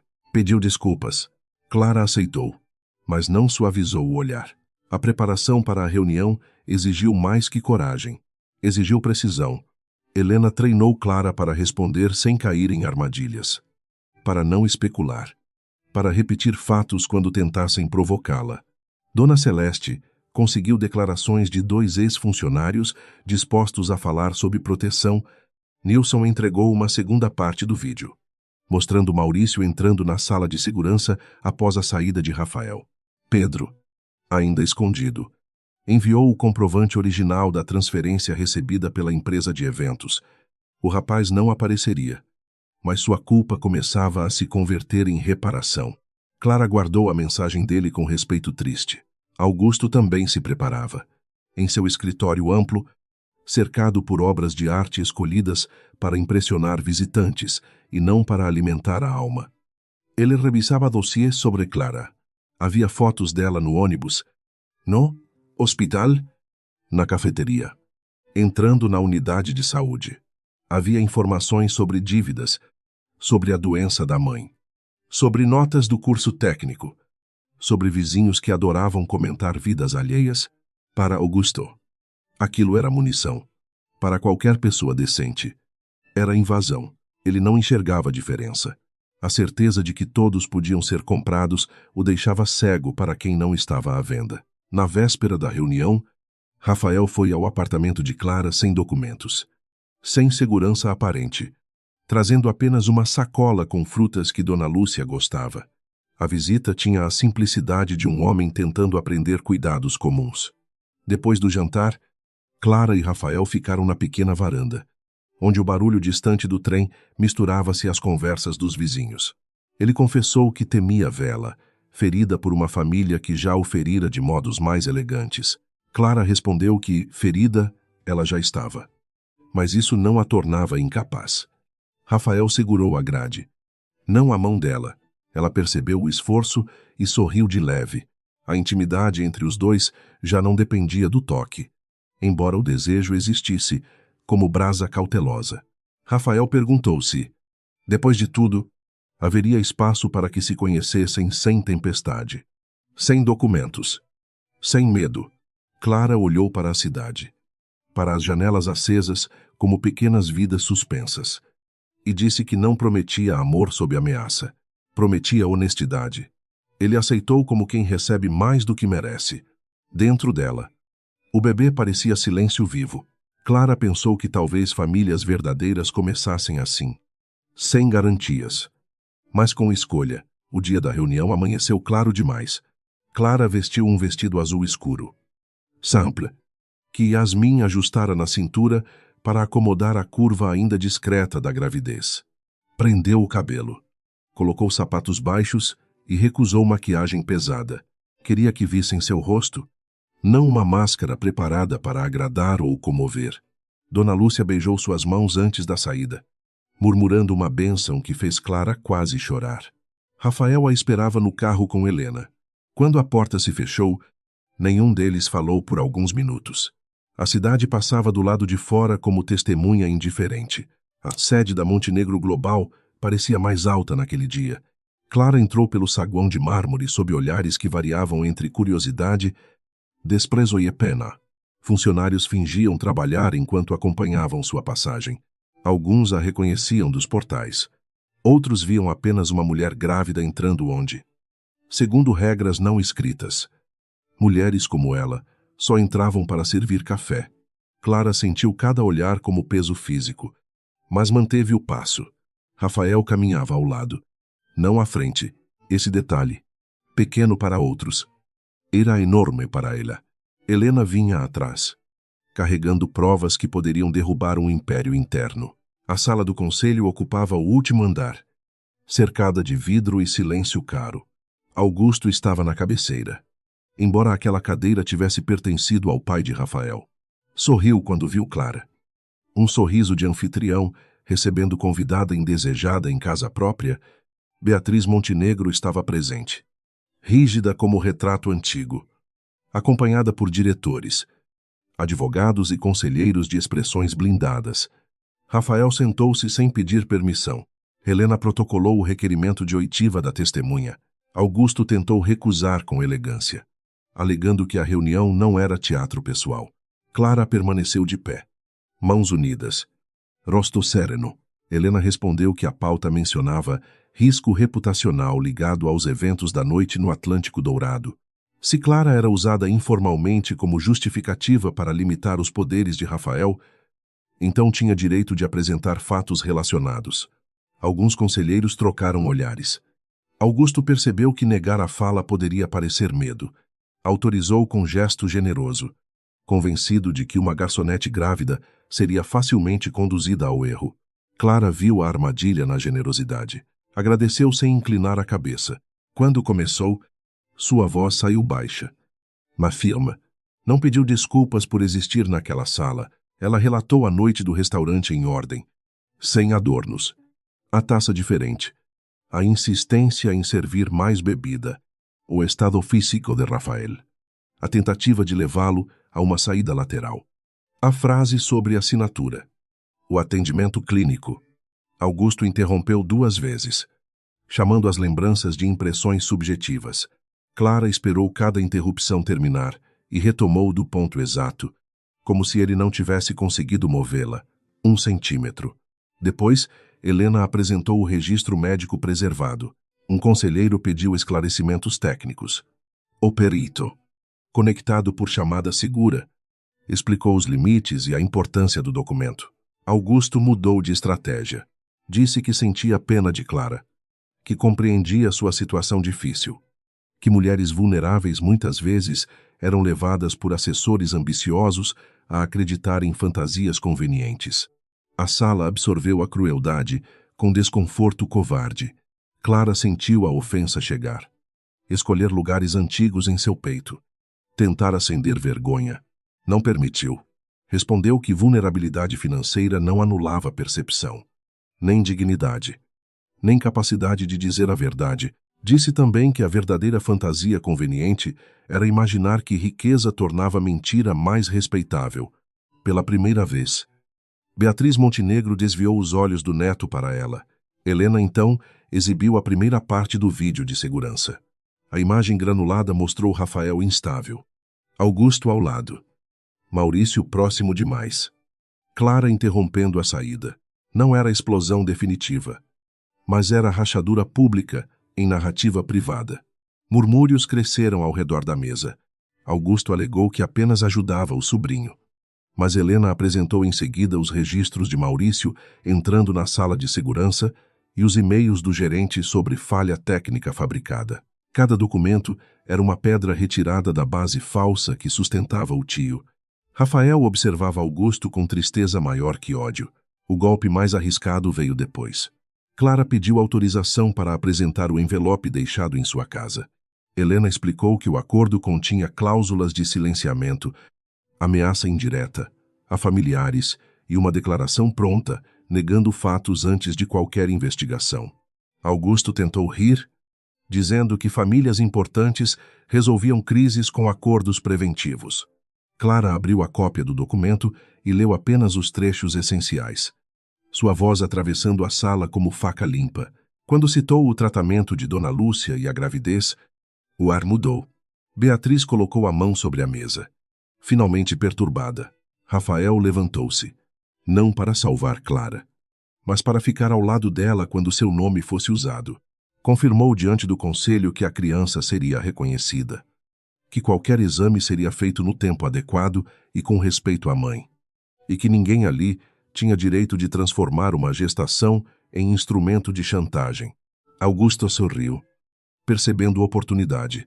Disse que Rafael provava sua instabilidade ao misturar emoções íntimas com decisões empresariais. Rafael respondeu que instabilidade era permitir que executivos apagassem câmeras, comprassem testemunhas e ameaçassem mulheres grávidas para preservar um contrato fraudulento. A palavra fraudulento atingiu a sala como trovão. Helena distribuiu então a análise preliminar do contrato que Augusto pretendia aprovar. Poderes sem prazo real. Blindagem contra auditorias externas. Autorização para a venda de ativos estratégicos a empresas ligadas a intermediários. Um auditor independente, chamado por Rafael, apresentou conexões financeiras entre essas empresas e contas vinculadas a aliados do tio. Não era ainda condenação judicial, mas era evidência suficiente para impedir a transferência de controle. Conselheiros antisilenciosos começaram a fazer perguntas. O poder de Augusto dependia de medo e aparência. Ambos começavam a falhar. Encurralado, Augusto mostrou o rosto que passara anos escondendo sob polidez. Chamou Clara de intrusa. Acusou Helena de manipular provas. Disse que Rafael era um menino fraco, dominado por culpa e desejo. A sala congelou. A máscara caíra não por força alheia, mas pelo peso da própria arrogância. Clara compreendeu então que pessoas como Augusto não eram destruídas apenas por inimigos. Eram destruídas pelo instante em que já não conseguiam fingir civilidade diante de quem consideravam inferior. Ela não respondeu ao insulto. Seu silêncio foi mais devastador que defesa. Deixou que todos ouvissem o homem inteiro. Beatriz Montenegro pediu suspensão da reunião por 30 minutos. Era a primeira vez que contrariava Augusto em público. No intervalo, Clara foi até um corredor lateral, respirando com dificuldade. Yasmin, que aguardava, no andar inferior, subiu após a autorização de Helena e a abraçou sem perguntar nada. Rafael ficou a alguns passos. Oferecendo espaço, Clara sentiu as pernas bambas. O bebê como promessa e responsabilidade. A cabeça cheia de vozes. Disse que queria ir embora. Rafael respondeu que poderia ir quando quisesse, mas que sua fala mudara tudo. Clara olhou para ele, exausta. Ainda não terminou. Quando voltaram, a votação havia sido reformulada. Antes de qualquer transferência de controle, o Conselho deliberaria sobre auditoria externa, afastamento preventivo de Augusto das decisões estratégicas e envio dos documentos às autoridades competentes. Augusto tentou contestar, mas sua base já se dividira. Alguns aliados calculavam sobrevivência. Outros fingiam surpresa moral. Rafael conhecia aquele teatro, porém não se iludia. A queda do tio não aconteceria em um único dia. Gente poderosa raramente desabava sem arrastar cortinas, móveis e cúmplices. Mesmo assim, a primeira estrutura cedeu. A auditoria foi aprovada por margem estreita. Augusto saiu da sala sem olhar para Clara. Isso a preocupou mais do que insultos. O silêncio dele era o de quem reorganizava veneno. Beatriz aproximou-se lentamente, apoiada em uma bengala elegante. Durante segundos, encarou o ventre discreto de Clara. Depois, o rosto dela disse que a família Montenegro cometera erros graves, mas não ofereceu abraço nem aceitação sentimental. Clara não esperava. Respondeu que não estava ali para pedir entrada em família alguma, apenas respeito e verdade. A velha senhora inclinou a cabeça. Mínima, talvez reconhecimento, talvez espanto, para uma Montenegro. Já era quase confissão. No carro, Rafael pediu desculpas por cada palavra que Clara tivera de ouvir. Ela encostou a cabeça no banco e disse que desculpas não apagavam, mas podiam marcar um começo se viessem acompanhadas de mudança. Rafael concordou. Helena recebeu uma ligação do perito antes que chegassem à Madureira. A segunda parte do vídeo estava mais clara do que esperavam. Havia um ângulo mostrando o objeto sendo levado à mesa de bebidas por Maurício. Não mostrava a substância entrando na taça, mas, combinado ao pagamento de Pedro, fechava o cerco. Faltava a peça final. Essa peça veio de onde ninguém esperava. À noite, Pedro ligou chorando para Clara. A mãe dele fora deixada em paz depois que a auditoria se tornou notícia interna, e o medo se transformara em vergonha insuportável. Ele confessou que havia gravado, sem querer, parte de uma conversa do gerente com Maurício no estoque, usando o celular para provar que cumprira a ordem e garantir pagamento. Na gravação, Maurício mencionava que Augusto queria Rafael dócil antes da assinatura. Clara fechou os olhos enquanto Helena ouvia a cópia em outro aparelho. Era a voz que faltava ao labirinto. Rafael estava ao lado dela quando o áudio terminou. Não houve celebração. O som daquelas palavras apenas confirmou quanto cinismo fora necessário para colocar todos naquele caminho. Clara sentiu alívio, medo e uma tristeza profunda por Rafael, que acabava de ouvir seu próprio tio planejar sua vulnerabilidade como etapa de negócio. Ele ficou pálido, mas não quebrou. Disse que, na reunião final do conselho, Augusto teria de responder não apenas à empresa, mas à justiça. Clara percebeu que ele falava como herdeiro. Sim, mas também como homem livre do medo de desagradar a própria linhagem. Na madrugada, depois que todos foram embora, Clara ficou sozinha na cozinha. Dona Lúcia dormia. Yasmin roncava no sofá, e a cidade parecia suspensa antes de nova tempestade. Ela pousou a mão no ventre e pediu perdão ao filho por trazê-lo a uma guerra antes de lhe oferecer berço. Depois corrigiu o pensamento.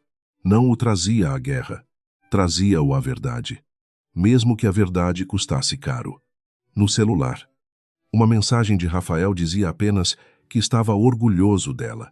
Clara leu. Sorriu cansada e respondeu uma única palavra. Continue. A reunião final do conselho foi marcada para uma sexta-feira de céu pesado, como se a cidade inteira pressentisse que alguma coisa antiga seria quebrada naquele andar de vidro. Clara acordou antes do despertador, com a mão pousada sobre o ventre, sentindo o filho mover-se de modo suave pela primeira vez. Não foi chute forte, nem sinal dramático. Foi apenas um toque interno, leve e decidido, lembrando-lhe que a vida continuava trabalhando em silêncio. Mesmo quando homens poderosos faziam barulho, ela respirou fundo e levantou sem chamar medo pelo nome. Dona Lúcia preparou café fraco e pão na chapa, embora suas mãos tremessem mais que de costume. Yasmin conferiu a pasta de documentos como se fosse enfermeira, cuidando de instrumentos cirúrgicos. Dona Celeste chegou trazendo um lenço azul, dizendo que mulher indo enfrentar gente ruim precisava levar alguma coisa de mulher boa junto ao corpo. Clara aceitou o lenço e o amarrou na bolsa. Não acreditava em amuletos, mas acreditava nas mãos que os ofereciam. Aunt Ducer beijou a testa da mãe e prometeu voltar com a cabeça erguida. Qualquer que fosse o resultado, Rafael esperava no carro com Helena, e seu rosto revelava uma noite sem sono. Ele usava terno escuro, sem o brilho vaidoso dos herdeiros treinados para fotografias, mas com a sobriedade de alguém que compreendia o peso do que estava prestes a dizer.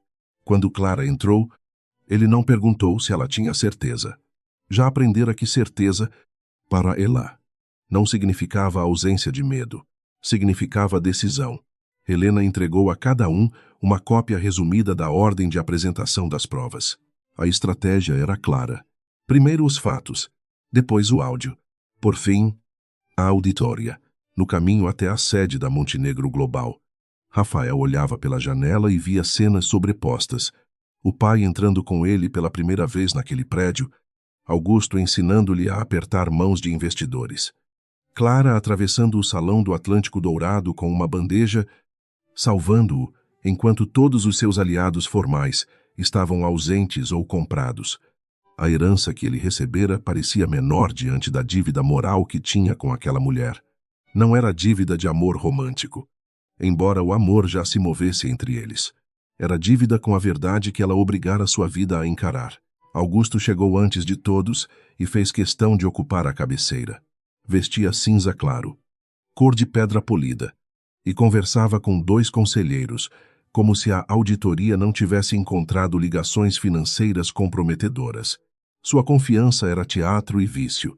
Ele acreditava que, no último instante, alguns homens prefeririam a estabilidade de uma mentira lucrativa ao risco de uma verdade limpa.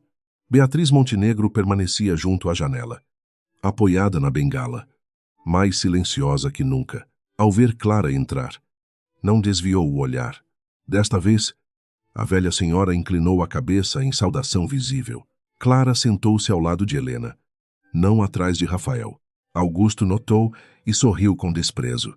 Começou a reunião falando de tradição, legado, proteção da empresa e necessidade de conter danos provocados por paixões imprudentes.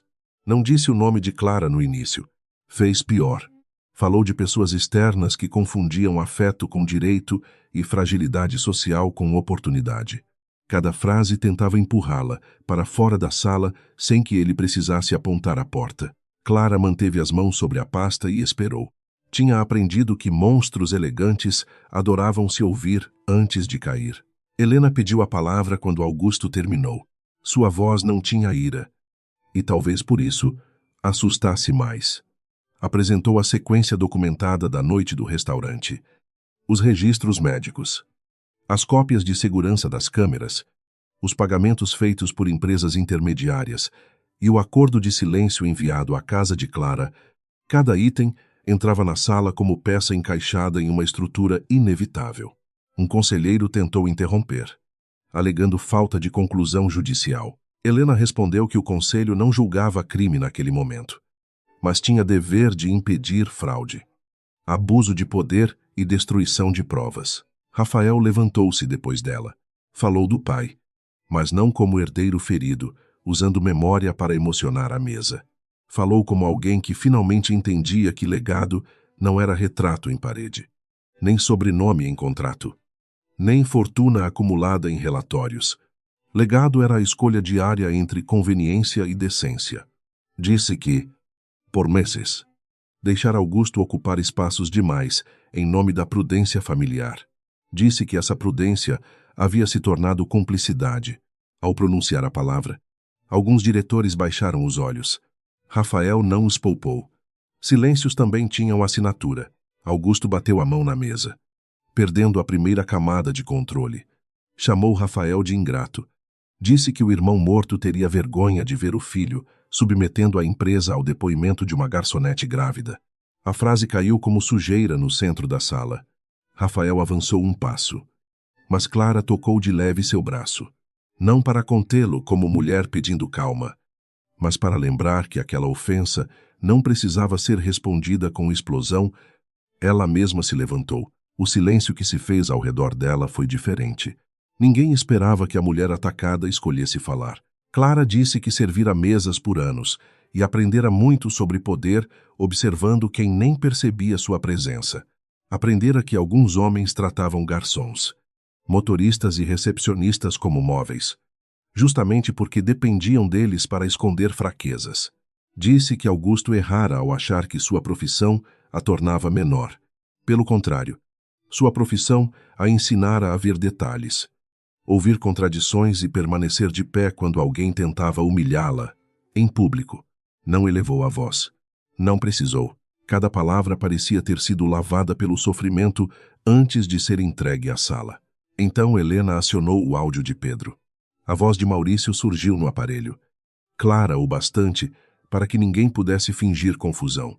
Falava do sobrinho que precisava ficar dócil antes da assinatura, da substância que não deixaria marcas graves, da necessidade de apagar câmeras e recompensar quem obedecesse. Outra voz, a do gerente, perguntava se Augusto confirmara pessoalmente. A resposta veio como lâmina. O doutor Augusto quer tudo limpo antes do amanhecer. Ninguém se mexeu. Até a respiração dos conselheiros pareceu suspensa diante da brutalidade simples da prova. Augusto não negou de imediato. Esse foi seu erro fatal. Durante 2 segundos, seu rosto revelou cálculo puro. A busca por uma saída. Um culpado menor. Uma versão alternativa. Beatriz viu. Rafael viu. Clara viu. Quando ele finalmente chamou o áudio de montagem, Helena já entregava o laudo preliminar do perito sobre integridade do arquivo e origem do aparelho de Pedro. Em seguida, apresentou a confirmação de que Maurício deixara o país naquela madrugada, usando passagem comprada por uma conta ligada a uma das empresas sob investigação. A mentira de Augusto nasceu velha. A sala se dividiu entre indignação real e medo de contaminação. Conselheiros que haviam elogiado Augusto semanas antes agora pediam afastamento imediato. Não por virtude repentina, mas por sobrevivência. Clara reconheceu o movimento e não se enganou. Justiça institucional muitas vezes começava quando o custo da injustiça ficava alto demais. Ainda assim, era começo. Beatriz pediu a palavra.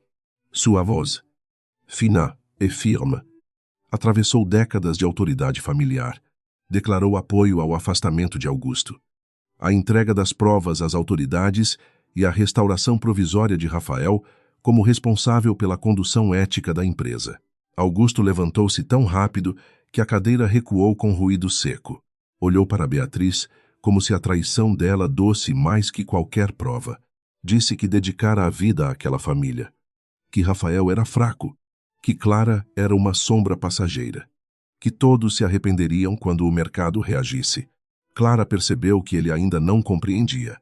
Achava que perder poder era injustiça contra ele, não consequência do que fizera aos outros. 2 agentes chamados por Helena aguardavam do lado de fora para receber os documentos e colher depoimentos. A porta se abriu antes que Augusto terminasse. Ninguém o algemou no centro da sala, como em novelas baratas. A queda foi mais fria e, por isso, mais real. Ele foi informado de que deveria acompanhar os representantes legais para prestar esclarecimentos formais. Seus advogados tentaram cercá-lo, mas já não havia majestade em seus gestos. Ao passar por Clara, Augusto parou. Por um instante, ela pensou que ele diria outra crueldade. Ele apenas a encarou, os olhos cheios de ódio por ter sido vencido por alguém que julgara descartável. Clara sustentou o olhar. Não sorriu. Sua vitória não precisava de deboche. Quando a porta se fechou atrás dele, Rafael permaneceu imóvel. A empresa era sua de novo. Ao menos em parte. Mas ele não parecia vencedor. Parecia alguém diante de ruínas herdadas. Clara entendeu. A justiça podia vir com alívio, mas também com luto. Augusto fora inimigo, porém também fora tio. Presença de infância. Voz em mesas de domingo. Sombra antiga em corredores familiares. Rafael sentou-se devagar e cobriu o rosto com as mãos. Nenhum conselheiro soube o que fazer. Clara aproximou-se e pousou a mão em seu ombro. Foi um gesto simples, sem plateia possível. As semanas seguintes não foram conto de fadas. A investigação formal abriu portas que muitos queriam manter fechadas. O gerente do Atlântico Dourado confessou participação parcial para reduzir sua pena. Maurício foi localizado e decidiu falar quando percebeu que Augusto não o protegeria. Pedro recebeu assistência jurídica e mudou-se com a mãe para endereço seguro. Nilson perdeu o emprego, mas ganhou a chance de não carregar sozinho uma culpa comprada por medo. Os jornais que atacaram Clara publicaram retratações tímidas, insuficientes. Mas a opinião pública já havia mudado. A garçonete oportunista tornara-se a mulher que não se calou. Clara recusou convites para programas sensacionalistas e propostas de publicidade que tentavam transformar sua dor em espetáculo. Voltou aos estudos quando os enjoos permitiram e aceitou. Depois de muita discussão, trabalhar como consultora em um projeto interno de ética no atendimento da rede hoteleira da Montenegro Global. Não aceitou por favor de Rafael. Aceitou porque impôs contrato, salário justo e autonomia real. Queria criar canais para que funcionários denunciassem abuso sem serem esmagados. Ao assinar, olhou para Rafael e disse que caridade não muda estrutura. Ele respondeu que estava ali para mudar estrutura com ela. A relação entre Clara e Rafael cresceu sem pressa, como árvore em solo que precisou ser limpo de veneno. Houve dias de ternura, dias de desconfiança, dias em que o sobrenome Montenegro ainda pesava entre eles como móvel antigo no meio da sala. Rafael aprendeu a visitar Madureira sem transformar cada rua em operação de segurança. Aprendeu a ouvir Dona Lúcia falar de novelas, a comer o feijão de Dona Celeste sem elogio exagerado, a aceitar que Yasmin continuaria desconfiando dele por princípio. Clara aprendeu que permitir cuidado não era perder soberania. Beatriz aproximou-se do modo possível para uma mulher moldada por orgulho. Não pediu perdão em lágrimas, nem abraçou Clara como avó, arrependida de repente. Enviou primeiro uma carta curta, escrita à mão, reconhecendo que havia confundido discrição com covardia e tradição com cegueira. Clara leu a carta 3 vezes antes de responder. Aceitou conversar. Não esquecer. No encontro, Beatriz levou uma pequena manta que pertencera a Rafael quando bebê. Clara recebeu sem prometer lugar na família. A velha senhora, talvez pela primeira vez, compreendeu que a aceitação não era algo que os Montenegro concediam, era algo que precisavam merecer. O julgamento público de Augusto avançou lentamente, cercado de recursos, notas oficiais e tentativas de diminuir responsabilidades. Ainda assim, seu afastamento tornou-se definitivo. Seus aliados perderam cargos, e contratos suspeitos foram suspensos. A Montenegro Global não virou exemplo de pureza da noite para o dia. mas começou a sangrar o veneno acumulado. Rafael enfrentou acionistas furiosos, investidores desconfiados e diretores acostumados a obedecer apenas números. Em muitas reuniões, levava consigo uma frase de Clara, escrita em um papel dentro da agenda: lucro que exige silêncio de vítima, já nasceu prejuízo. Quando o filho nasceu, uma chuva fina caía sobre o Rio de Janeiro. Clara apertou a mão de Yasmin durante horas e xingou Rafael 2 vezes, com tanta sinceridade que Dona Celeste riu no corredor. Rafael chorou antes mesmo de ver o bebê inteiro, ouvindo apenas o primeiro choro atravessar a sala. Chamaram o menino de Miguel, nome escolhido por Clara porque significava força sem arrogância em sua memória afetiva. Embora ela não precisasse explicar isso a ninguém. Ao colocá-lo nos braços do pai, Clara viu Rafael tremer como homem diante de milagre e responsabilidade. No quarto do hospital, horas depois, Clara observou o bebê dormindo junto ao peito e sentiu uma paz que não apagava o passado, mas o colocava em seu devido lugar. Rafael estava sentado ao lado, exausto, segurando a pequena manta de Beatriz. Ele perguntou, com cuidado, se Clara um dia aceitaria construir uma casa com ele. Não por dever, nem por medo, nem por conveniência, mas porque ambos escolhessem voltar ao mesmo lugar depois das tempestades. Clara olhou para o filho, depois para o homem, que finalmente aprendera a não confundir amor com posse. Ela disse que sim, mas não como final de história fácil. Disse que sim a tentar, sim a conversar, sim a errar menos, sim a proteger Miguel sem transformá-lo em herdeiro antes de ser criança. Rafael sorriu com lágrimas nos olhos. Não houve promessa grandiosa, nem anel escondido, nem fotógrafos do lado de fora.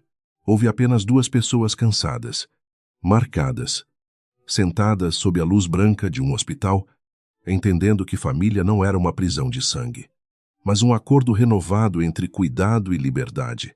Para Clara, aquilo valia mais que qualquer fortuna. Meses depois, Clara entrou novamente no Atlântico Dourado, não como funcionária, nem como vítima, mas como responsável por avaliar o novo programa de proteção aos trabalhadores da rede.